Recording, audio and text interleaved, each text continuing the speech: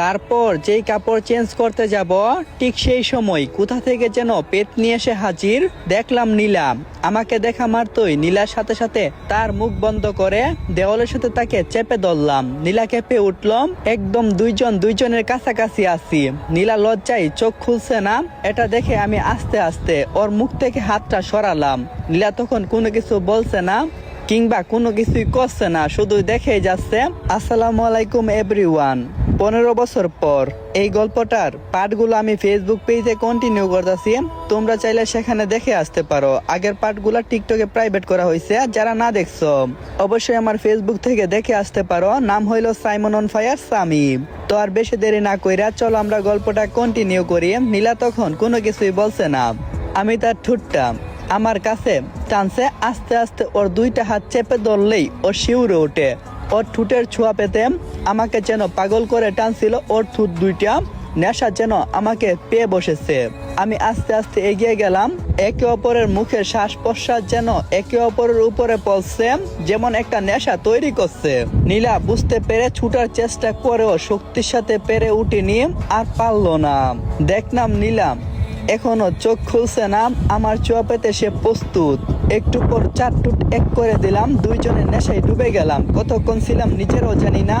নীলা আমার ছোঁয়া পেয়ে ছাড়ানারা বন্ধ করে দেওয়াতে ওর হাত ছেড়ে দিলাম। আমি চলে যেতে নীলা আবার আমাকে আটকে ধরে আবার আমার ঠোঁট এক করে নিল। নীলা আস্তে আস্তে আমিও সারা দিলাম। দুইজন নেশায় আছি, কারো কোনো হুঁশ নেই।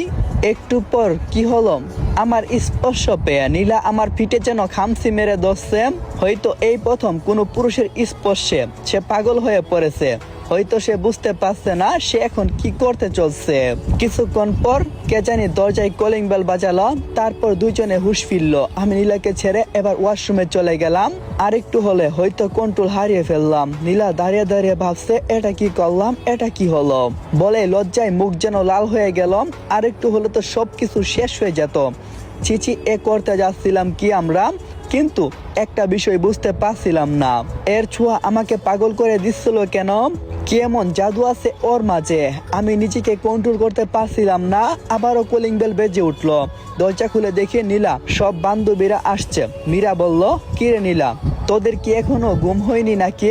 কখন থেকে কলিং বেল বাজিয়ে চলছি। নীলা বলল, মীরা তো সকালে আজ আমাদের বাসায় কি মনে করে?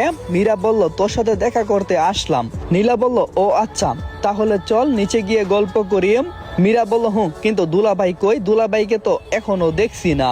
নীলা বলল, একটু আগে ওয়াশরুমে গেলাম, আমরা চল নিচে যাই। মীরা বলল, ওকে। তারপর ওরা নিচে চলে গেল। নীলা সোফায় বসতে বসতে বলল, আচ্ছা এখন কি বলবি বল। মীরা বলল, এই নে আমার জন্মবার্ষিকীর কার্ড। পরশুদিন তোরা দুইজনই চলে আসবি। আমি বললাম, ওয়াও, এটা তো ভালো খবর। আচ্ছা ঠিক আছে, কিছু খেয়েছিস? মীরা বলল, হ্যাঁ, খেয়ে বাসা থেকে বের হয়েছে। সবাইকে ইনভাইট করছি, কাউকেই বাদ রাখলাম না। নীলা বলল, ভালো করছিস।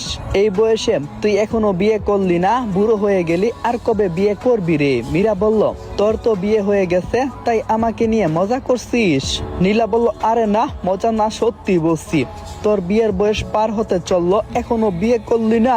মীরা বলল, সময় হলেই করব। নীলা বলল, আর কবে সময় হবে? বুড়ো হয়ে গেলে।